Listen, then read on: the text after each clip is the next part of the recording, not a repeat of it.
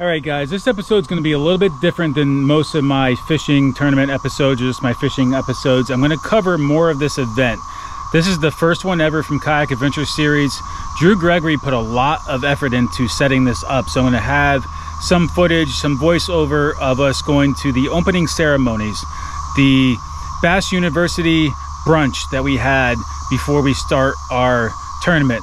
Now this tournament is also set up differently as a 2-day format, but it's only, and that noise you hear in the background is the cicadas. Totally forgot about that before I started this video, but the format is set up that we fish Friday, which is right now, from 3 to 7 on the water, and then we fish from 6 to 2:30 or whatever, or 6:30 to 2:30 on, or 6:30 to 3 on Saturday.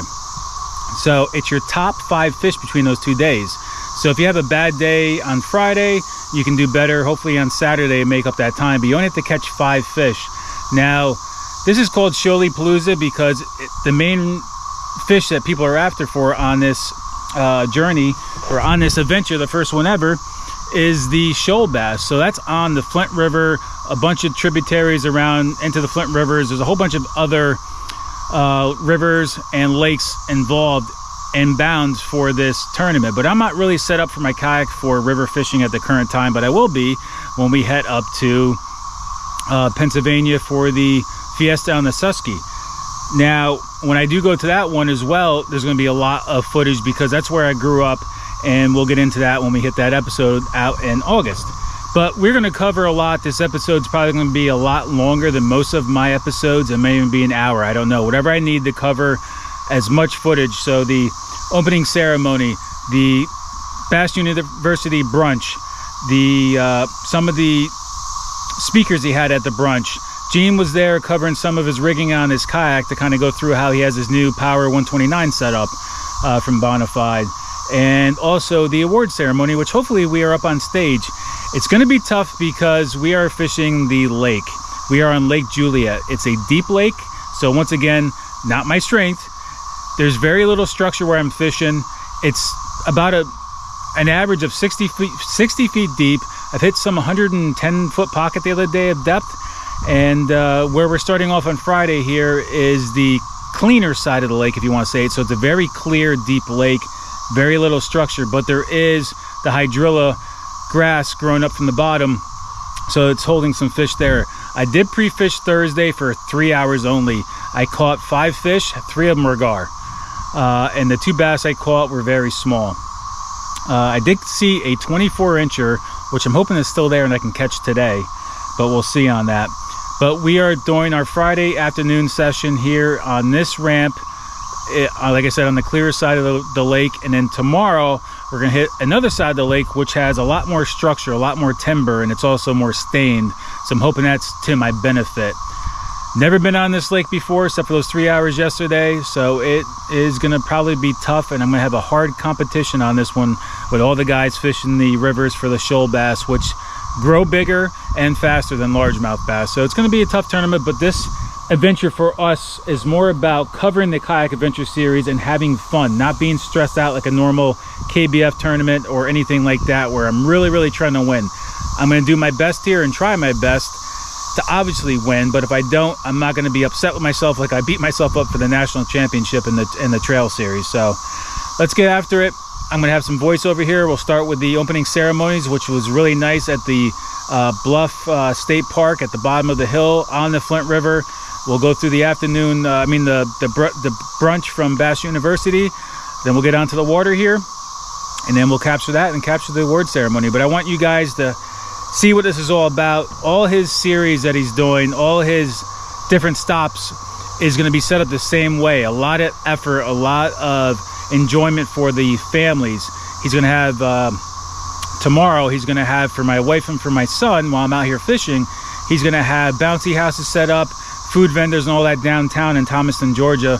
And it's, you know, it's a family event. Bring your family to these events. It doesn't have to, you know, just be you by yourself or you and a bunch of guys at a house. You know, bring your wife, bring your son, your daughter, whatever, would you, your nephews, nieces, and let them come experience all this too while you're out fishing. And then you guys can all go to the awards together. So let's get after it, guys. Hopefully we get some fish today. I'm hoping to catch 5 today, so I'm not going to be so stressed out tomorrow to try to catch my 5. And hopefully we can catch that little 24, not little, but that 24-inch monster I saw the other day. So the opening ceremonies were down on the Flint River in Sprewell Bluff Park. It was very cool to be able to just go right down on the river. People were out there swimming. It was people, you know, were just having a great time, the locals. Kayak Loading Solutions was there showing off their product. I'm going to have a separate little video, a recap that I've done in the past of their product. Here is where you registered. You got your $100 gift bag worth of products if you were the first 100 to sign up. This is what the trophies look like for individual, micro division, team events. And Drew had a century belt, whoever caught 100 inches, and the big bass bling necklace. And here's some river bass and hats he was giving away as part of your top, your first 100 signing up for the event. And he had some Shoaliepalooza shirts for sale for anybody to buy for your family, for yourself, your kids, etc. So we came down to the open ceremonies a little early to do some filming, but you can see Drew had food vendors set up. He had games, he had a Jenga there, he had cornhole, and the pavilions had Westbrook Supply there, showing off some products like the new U10 from New Canoe. We're actually going to have our hand on this very soon and doing some videos, and there's a prototype under the seat storage by Boondocks. Westbrook Supply also did some on-the-water testing with the kayaks. You have John Dalton there from Creek Fishing Adventures. You got Aaron Outdoors, and you got Illinois Yakin Jake trying out the new SK, I think it is. He would say he wants to get one of those. And then Chad Hoover showed up with his rig all decked out as always. And we also had Gene Jensen there from Fluke Master. And Drew closed out the opening ceremonies with a prayer, wished us luck, and then we all headed to the Riverside restaurant for dinner. So here we are at the Riverside restaurant right on the Flint River. I have Jake, John, and Alex sitting at the table with me and then other competitors.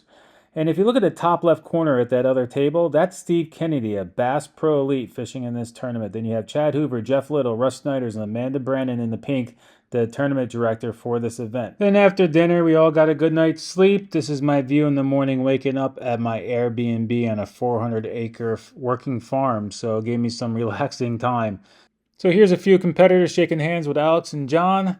Very respected people in our community. Here's the Bass University brunch. You can see everybody's getting here. We had pancakes, sausage, bacon, eggs, and you can see it's a really cool speakeasy that we're at with glass floors. And there's Gene talking to a few people. He's going to go over his rigging of his kayak.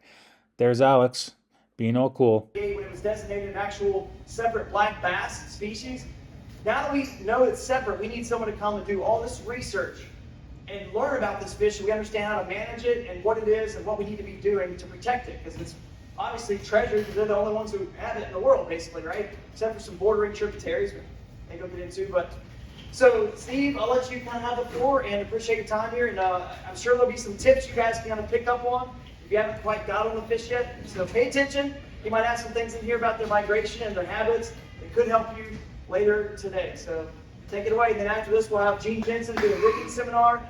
And if we have a little time left over, Jeff Little and I will do some river fishing secrets that we hate to divulge. And I always like to say, well, that's not true. He loves to divulge them on YouTube for the public. And I hate to talk about them. We're going to do it here. That's why you came to the Bass Brunch. So take it away, man. Thanks. Thank you all very much. So what I want to do is this isn't so much about the brand of the kayak or what model or anything else. I just want to go through some of the things I've learned by being on the water 250 days a year and wearing out 3 seasons a year. I've learned a lot of what to do, what not to do, where to put things, where to avoid putting things, and that kind of stuff. And like I said, as I go along, I want you guys to, I'm going to try to make this as short as we can so you guys can get on the water. But I want to go over, or want you guys to ask as many questions as you want to. If you come up and touch here and want to check things out. But I want to start with the bow. Okay. In the kayak world, this is a recent thing, putting motors on stinking kayaks, okay? And this being the first one to hold a motor, you have a lot more stability. But when you're considering putting a motor on the kayak, there's a lot of things you got to realize. Will it fit? Will it stay on? If you hit a stump, is it going to eject itself from however you have it mounted? And I was really worried about that with the SS when we first put it on there until I fished Cattle Lake and ran into like 600 stumps going full speed, and it never popped off. But these days they're getting more and more stout and stable up here. This boat itself has got inserts, so I actually trailer with this. I don't take it off, and I did it with my SS and didn't have any issues. The one objective mounts and the other mounts, this is a bona fide mount, but the one objective mounts work great. Take the battery, and after that it's the boat. Okay, moving on back. I usually run, I have this one rigged a little different than what I want to talk about, but the best way I've seen to hook up your electronics is just use the switches on your electronics as your on and off switch. Don't run these to a secondary switch like I have underneath here. Okay, just run them to your battery or run them to a bus bar that we have in here, and that way you can power them on and off here. And this is just, I just think that more switches underneath the seat or wherever you have your switch panel, it's just too many. The one that I have rigged up just like this for my clients when we got in Guntersville, I have 2 buttons. I have one for my live scope or for the active target, and I have one for the bow mount or the navigational lights, and that's it. That's the only 2 switches I have on the boat that are on the boat. I do that for the active target, just if I'm not using it just to save battery. You just turn it off and turn it back on. It's no big deal. Okay, moving on back. Some people put a delete plate in here. I like the dry pod because I have it sealed to where it's I have it sealed to where it's waterproof, so I have my extra glasses in there, and I put my wallet, my keys in there, and everything else, and then screen cleaner, sunglasses cleaner, everything is in my my dry pod. The new rails. How many people have a rail across their kayak now? I do. Okay, how many would like to have a rail across their kayak? Okay, so there's a few things that I would recommend. Play around with how far away you want your electronics. I like mine within arm's reach because I'm always adjusting it and always putting waypoints and always, doing things with it. I want it close. Also, before we get out there and hit the water, I want you guys to experience this Kayak Adventure Series, which I've already said, but I want you guys to watch this whole video. No matter how my fishing goes, I want you guys to really take in the amount of effort Drew put into this, really let you see what us as the anglers participating in this event, it really gets to experience. It's just not a running and gunning, try to kick butt and go home. It's really enjoyment to get together with all the other anglers, all the other influencers, the YouTubers, and really spend some time together as well as a kayak family while you bring your family down so they get the experiences as well. So just please watch this whole episode through. Don't say, oh, this is boring, he's not catching fish, I'm gonna move on. So let's just watch the whole episode so you guys really get to experience this and see if you guys would like to come do this as well. All right, I'm gonna stop talking now for a little bit.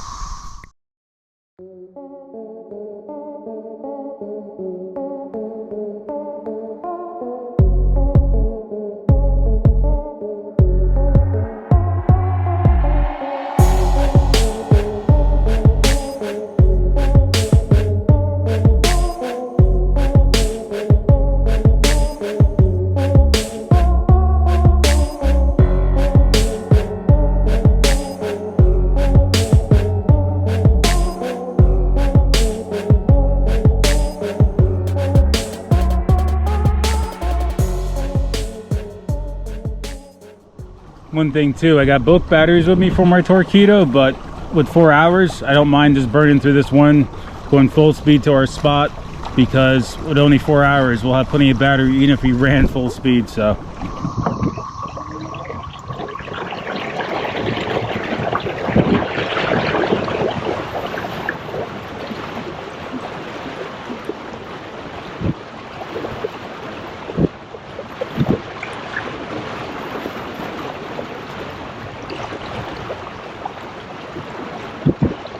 This is crazy, guys. All through the water here on top is just a bunch of cicadas, dead cicadas. Ones that are still trying to swim, trying to stay alive, but they're all just covering the top of this water.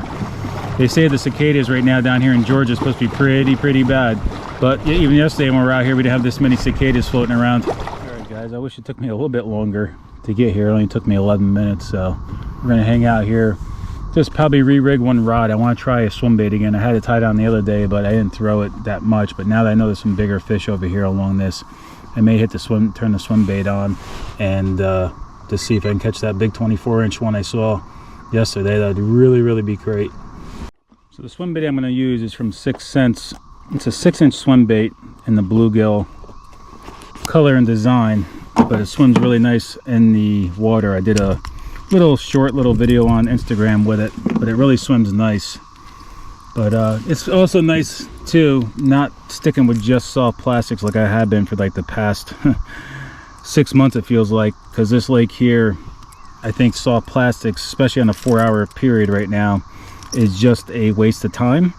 And I just got to keep moving here, fish back and forth here, and just try to get the fish to actively come after the baits. All right, guys, line's in. Even though I tied that swim bait on, I'm still starting with the underspin. I do see one other kayaker in the distance, maybe Chad Hoover, who was at the brunch with us this morning, and he says, do you mind if I launch at the same place for you? Because he may say you may do a mix of lake and river. And I said, yeah, no problem, but I think he was a little behind schedule, so it may be him out there in the middle. Or I know there's a few other guys that wanted to also fish the lake too, that they weren't too confident and don't have much experience on the river. So if you're not, experienced river fisherman and you haven't done it before, you may not want to start out fishing an event on the river, because you feel pressure, you have to catch fish. So sometimes it may put you in some dangerous conditions that could actually hurt you or harm you. So if you're not comfortable on the river, don't fish it. Fish lakes. You don't have to fish a river, but fishing a river is a pretty cool experience. Only reason I'm on the river right now is because I didn't have enough time to set up shuttles and have enough time to really put enough effort into setting up for a river fish. And I also don't have a guard on my motor, so I don't want to break my $3,000 Torqeedo. The guard is coming, it's on its way. It's just going to be here tomorrow, of course, and I'm not home. No big deal. Never fished the river before that much anyway, so probably wouldn't do any better. Maybe, I don't know, maybe I would. Look who's calling me. Hear me where? Where I'm fishing. I can hear you talking on the phone about identifiers and stuff. Will you stop working and fish? Yeah, I'm about. Yeah, I have had 3 guard chase after it, and I had like 2 nibbles. I see 2 schooling bass, but they're not coming after it. No, I'm not catching anything. I ain't got a goddamn bite. Nope. I've had 2 follow it back to the boat. One was about 3 pounds and one was about 4 inches. That's about it. Yeah, I should have went to the other spot like I was going to, but I'll do that tomorrow and spend my time there. I think the sun isn't going to get low enough either before our time is up for it to get good. So yeah, it is what it is. All right, well, good luck for our last hour and 20 minutes. I was at least wanting to put a limit on the board today. Well, good luck the rest of the day. I'll see you back at the ramp. I'm parked like right next to you. Okay. All right, late. Bye. And there you have it. He's not catching anything either. So that tells you this part of the lake is just not producing. So I should have went back to my original thought of going over to the other ramp, but whatevs. All right, guys, line's out. We tried to make this last minute run back to the ramp just for ha-has. Through the Cinco, we got nothing. We skunked out day 1. Not a big deal. We're staying positive this time around. We're just enjoying ourselves and just being down here with all the guys. It's hard to get all the the big influencers all in one place and actually fish against each other at the same time too. So that's pretty cool. We're still having fun. We're gonna see how we do on day 2. We're gonna do that move tomorrow and just cross our fingers that we can get 5 on the board, and that's all we're hoping for right now.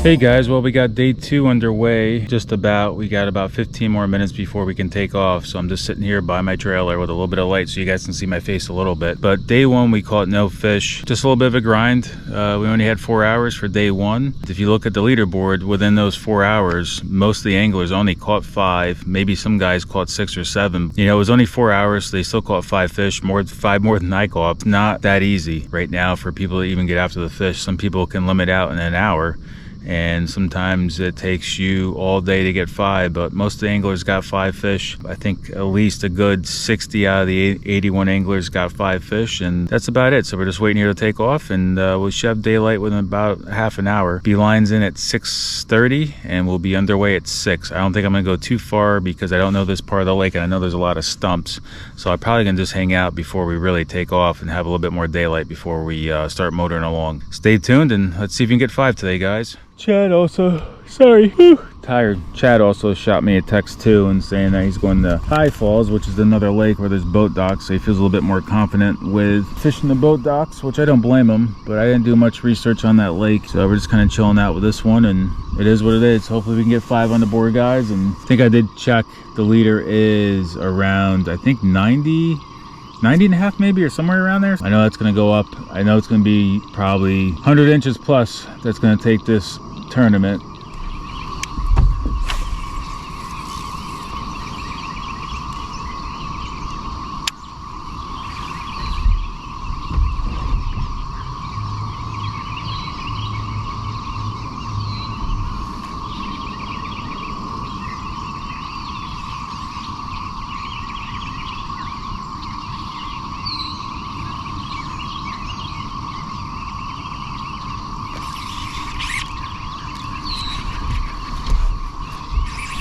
All right, guys, we got something here. Third cast in. Please be a bass. Please be a bass. Sure is. Sure is. All right, guys, third cast in.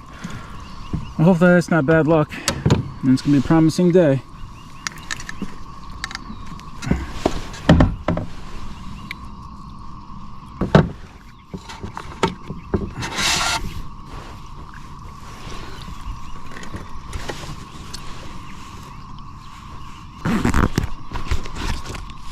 All right, guys, we're gonna say 16 and a half.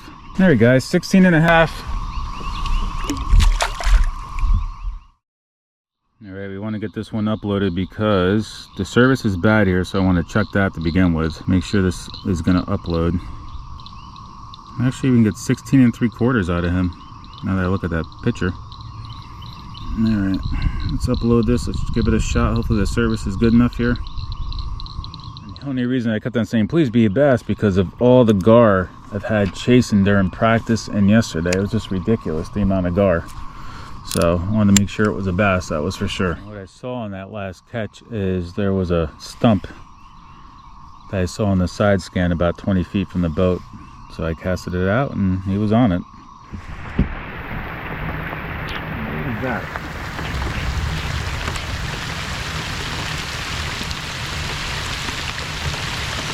Something hit it. Something hit it.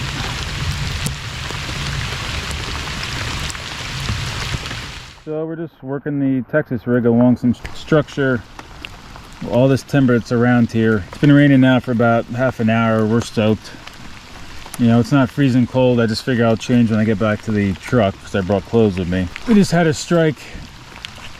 Took the tail of the worm, but didn't take the whole thing in, so I missed that one. Just going to be slowly working this along here today. I think that would be our best bet, just to keep working the timber and just work the Texas rig and some other soft plastics that can go down faster because it's pretty deep. I mean, I keep trying to find flat, but a lot of the flats right now are pretty desolate as far as structure. I got kind of just cast out where it dips down and just work it along. I've lost 2 rigs already too as well, so we're gonna be going through a lot of hooks and stuff today, I think. All right, guys, here is our 12 p.m. update. Thought I had a pattern figured out this morning after my 3rd cast and catching a fish off underwater structure, which was basically all the stumps that are under the water here that the power company cut down years ago. That was it. So I must have fished, I can't tell you how many stumps and visible trees sticking out of the water. I've tried the crankbait, I've tried the underspin. So now I am falling back with the Cinco from our last hope and fishing tighter to the bank, which there is fish. I just gotta get them to eat.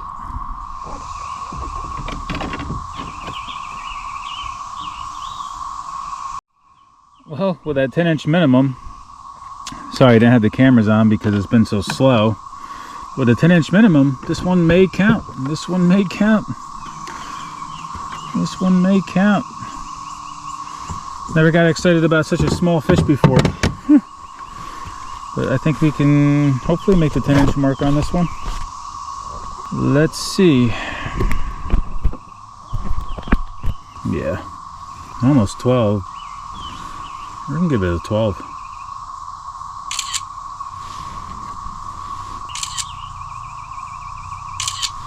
Alright guys, fish number 2. So exciting. Fish number 2, 12 inches. Woohoo! Alright, that's giving us a little bit of hope. Let's see if we can get a couple more in this little cove that we found here. That thing wasn't huge. I must have pulled out from behind a branch because I thought I was like, oh no, I have a nice one, you know, and then 12 inches, so you can actually see the twig down there with a branch that I pulled them out from. So maybe there's another one hanging over here.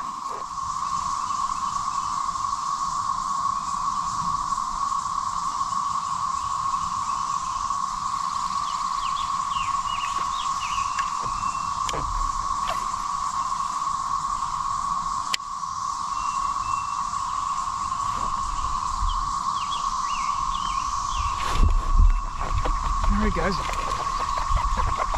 guess I found a little pocket of them. Ah, he just came off.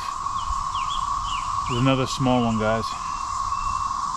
And I did catch that one on the Texas rig with the mag fatties. I went back to that just because I can work it faster than a Cinco and get it down there instead of waiting and wasting time for the Cinco to sink.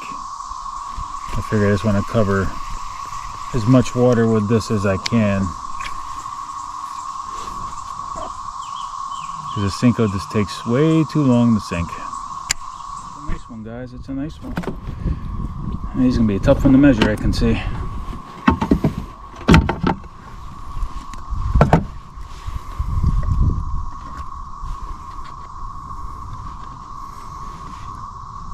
About 20.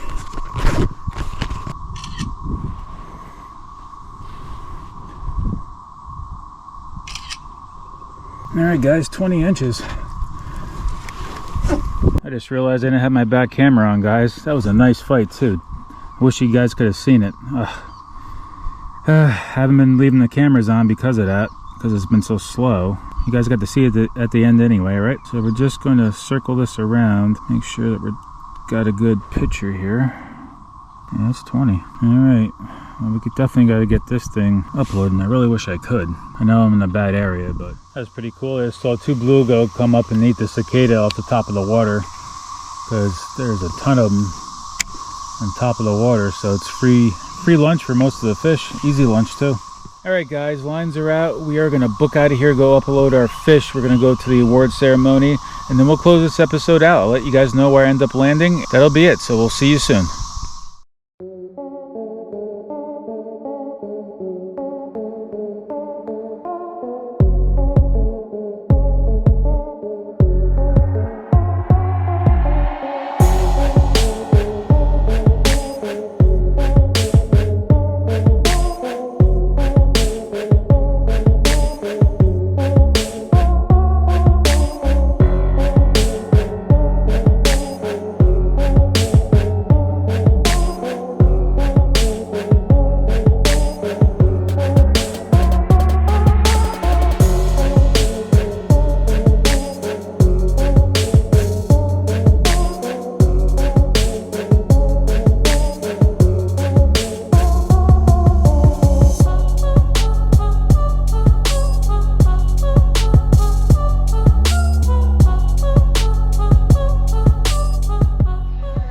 Shoaliepalooza Kayak Adventure Series.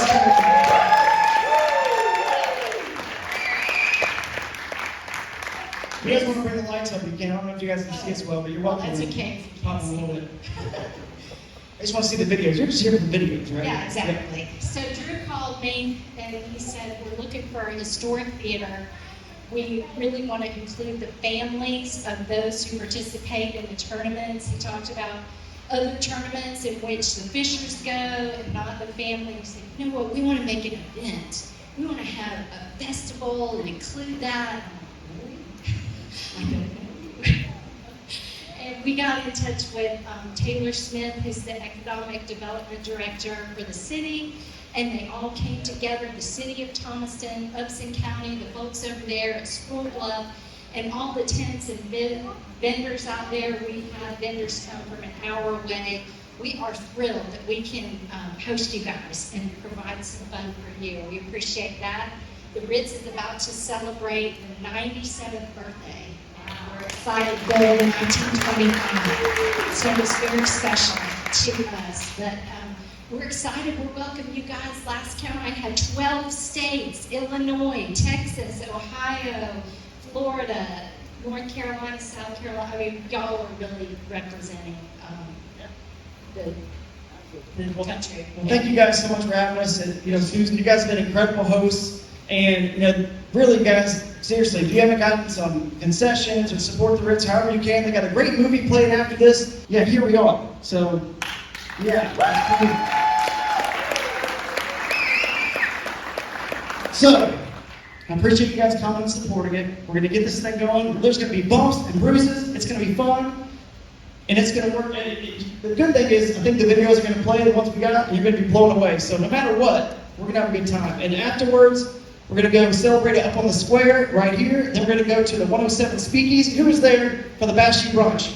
Come on out, bud. You're going to help me wing this today. Here I am. This guy's going to be... I don't know who agreed to put me on this stage, but whoever it was made a bad decision. I'll just tell you that much. But we're probably going to screw something up, but we're going to have fun. I'm glad everybody's here. I'm glad you're here. I'm glad all these dudes are here. They're the ones that actually know how to catch fish. That's why I stand on the stage, is because, I'm normally middle of the pack and kind of suck. These dudes actually are pretty good. And so tonight's about them, and it's going to be really cool because we do get to crown the first ever Kayak Adventure Series champion. And seeing all these people here, getting to do this, I told you backstage when we were in the green room, I said, this is by far the coolest kayak event that I have ever attended. And, I came from a boat, and a bass boat, and got into kayak fishing just a few years ago. And the community welcomed me with open arms. And this is just epic. It's epic to see it grown as fast as it has just in the past 4 or 5 years. And I'm ready. I'm jacked. Let's get this thing going. We raise is going to the Pump Foundation. And some of you guys may have never heard of the Pump Foundation, but it's near and dear to my heart. It's a foundation that was founded in Buffalo, New York, and we now have a branch in Knoxville, Tennessee, and in Nashville. What Pump does is they support pediatric cancer in a really special way. And so I'm sure by raising hands, how many people in this room have been affected by cancer somewhere in your life, a family member or something? Yeah, it's sad to see. I'm the same way. My dad actually passed away from cancer last May 18th. But one of his dying wishes, and he told me this, he said, I want you to help grow and support the Pump Foundation. And they support pediatric cancer by helping people with extra expenses, right? And so when a child gets diagnosed with cancer, the statistic is 70% of families, one parent or the other, has to quit their job. And so that cuts their income in half. And so simple things that we take for granted, like being able to get an oil change in our car, fix our air conditioner, fix a flat tire, or even buy groceries becomes hard for those people. And the thing is if a hospital helps them in any way, it's bribery. And so Pump Foundation steps up, steps in, and they support those families with those simple needs that come up when they have a child battling pediatric cancer. And so, because you guys entered the raffle, anybody that comes to any of the rest of the tournaments when you enter those raffles, that's what you're supporting. And so, I want to personally say thank you from the bottom of my heart, because Punt is able to do really good things for people because of guys like Drew who allow me to, hey, I think we should support Punt and all of these kayak companies that have got these kayaks to raffle off. And so, give yourself a round of applause for raising money for that. You got that sponsor graphic back? Awesome. Yeah, I think that's the consensus. So, yeah, I think without further ado, let's start giving some awards out. Let's start getting some stuff going here. This is the exciting part to me because you get to see. I do love just looking over here, like the nervousness in some people's faces, the fingernail biting, and just the stomach churning. And I love it. I love it. All in a plastic boat. So let's go. Nerves. I see some smiles. I think it's gonna be some good stuff. You ready? All right, we're gonna get started. I'm ready. 11th and 12th, we can give them a medal. Yeah, let's get started. So, 12th place with 89.5 inches is Fisherman Daniel. All right, Fisher, woo! Medal, made the stage. Congrats, man. You can give me a high five. But I do want to say something real quick. Fisher, I know you're local. We've heard a little bit about you, and like 20-ish around there. Yeah. So, real quick, man, how was it having this event in your backyard? Tell us a little bit about it. Showed up to a honey hole, having 8 guys there at one time. It's definitely a change of pace, and then sticking around with 4 of them all tournament long. It's a great day though. We got a Century Club belt winner, ladies and gentlemen. Give this man a round of applause. We got to put this around your waist right here next to this one. That's awesome. There's just Velcro. You can see you got some drink holders on the side. So later at the party, he's got a place to put his drinks on either side. So you were the first cross kicks Century, Club angler ever for the Kayak Adventure Series. That's pretty cool. Yeah, it is pretty cool. So yeah, that's awesome. Anyone who gets 100 inches gets their cross kicks Century belt and a pair of cross kick shoes to match it. So you're gonna get a pair of those as well. So we'll need to get your size afterwards. So, but let's talk about the day. 100 inches, Russ. Tell me, dude, like, what did you do? Like, what was the mojo magic that you had in your kayak that got it done? Day one didn't look like you were getting 100. Day one you had what? Like 78 or something, 79. Yeah, it's tough. And I fished the same spot. I knew those fish were there. It's just, yeah. Leading to this tournament, I got my bona fide RVR.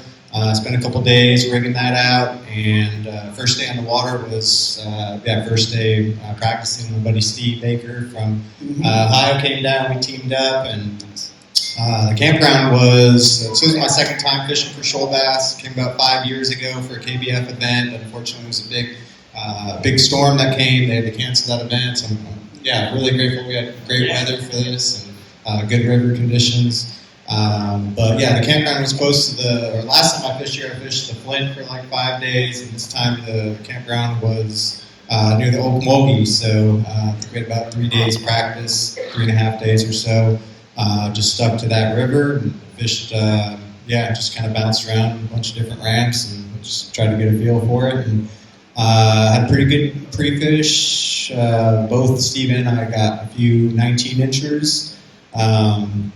On like a variety of things, some flipping, some threw a lot of big swim baits. I kept hearing about how the big swim baits really do well here, so glide baits were catching a few, but top water, big choppos, stuff like that. Come tournament day yesterday, a lot of those fish weren't committed to those baits. They'd come and just follow it, or they just swipe at it. Today seemed better for everybody. It seemed like the weather, something about it, the pre-fun conditions, yeah. Yeah, no, they're definitely feeding a little better today. So I went to the same area and just fishing, some pretty big shoals and dropping down. So we got quite a few bumps and bruises just trying to drag her stuff up and down those shoals. But their scientific name is Micropterus cataractae, which means fish of the waterfalls. Not surprising that you found some big fish in the waterfalls. Yeah. So about an hour in, I was throwing a top water in the morning, got like one bite, and then I finally picked up a Nico rig, Z-Man bait stick. Knees, why don't you? I guess it's okay then. I mean, baseball bat to the knees, but look at Coming that. up a little bit, coming up here. Look at Come on this. so we can turn around and see this. Oh my word. Whoa, that is a giant. Did you submit fish during the day or after the leaderboard went off? After the event, I had no service, so I just had to do it at the end of the day. I saw those 99 inches that Russ had when they turned the leaderboard off, and I was a little nervous. So I was at like 100 at that point, and I was just... All right, so he submitted fish after, so we'll see. I wonder, we'll see what happens. What do you want to do? You want me to do the little button now, Billy? The little special effect? I want to see special effects. You want to see special effects? Let's do it. We don't have audio because we can't get our audio working, but let's do some lighting special effects. You want to do a video first? Oh, there's smoke. That's what I'm talking about. I feel like a rock star. Let's see. And Griffin right there. Wow. 2.25 inches. Congrats, dude. Awesome. You are the very first ever. Come up here in front of this smoke. Yeah, shake Russ's hand there. There's his trophy. Hold your trophy Oh, there. yeah. Ross, we got a second place trophy. Man, I'll get it for you. Make sure you get in front of this smoke here. This very cheesy effect, but it's kind of cool. So, dude, you won the very first Kayak Adventure Series event, Shoaliepalooza. I mean, tell us a little bit about your journey to even finding out about this, and then how was it, man, on the water? Obviously, you caught a lot, so let's talk about it. I mean, I live in Georgia. I go for shoal bass all the time. I live up in the mountains, actually, and I fish a smaller river there. I never caught a 20-incher until last week, practicing for the tournament. And it's just crazy down here. I mean, the Flint is totally different than the river I'm used to fishing. There's so many big fish. And in the spring, I mean, they're just loaded in the shoals down here. Yeah, so you're up in North Georgia. They don't get quite as big, a little bit cooler water, a little bit, not as long of a growing season. And that's incredible. You caught your first, 20-incher here at the event and won the event. So, If we look in this general region down here, folks, there's something going oh on. no, what's on it? Oh no. Oh no. Oh no. Looks like the bull shark got the wrong species.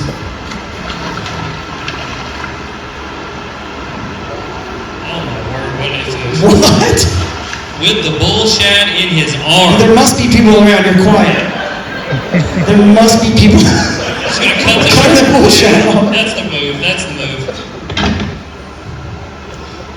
Oh, get him. Rico Suave. I very legitimately have a shot at winning this tournament, which is insane. I mean, this is a 22-inch shoal bass. My PB caught my previous PB in practice, 21.75. This one barely reached 22. An absolute giant. I'm gonna have to weigh him, even though it's gonna waste a little time. But oh gosh. So tell us, how much did that weigh? How much did it weigh? We don't know yet, but how much did it weigh? You weighed it? It was 5 pounds, 5 ounces. All right, guys. Well, I'm back here at the cabin. My wife's picking up dinner with my son and coming home. You can see the award ceremony, the effort that Drew put into this whole event. This is the first event. That's why I wanted to come to this one for sure. And the main reason for doing this event was to promote Kayak Adventure Series and Drew's format with that, fishing 4 hours on Friday, 3 to 7, and doing a full day on Saturday just for your top 5 fish. So I ended up 59 out of 79.